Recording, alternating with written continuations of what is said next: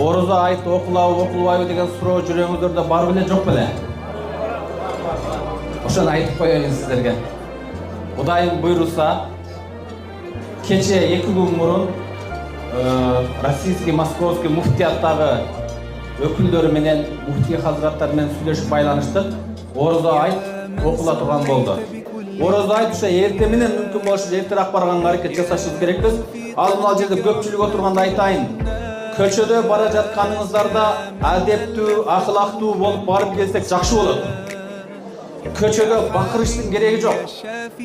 Biz metrolorda bayağı roliklerden görüp kalıp oturabız. Толтура ел бакырып такбир айтып кетип атат. Biz Россияда жашап жаткандыгыбызды эстен чыгарбайлык.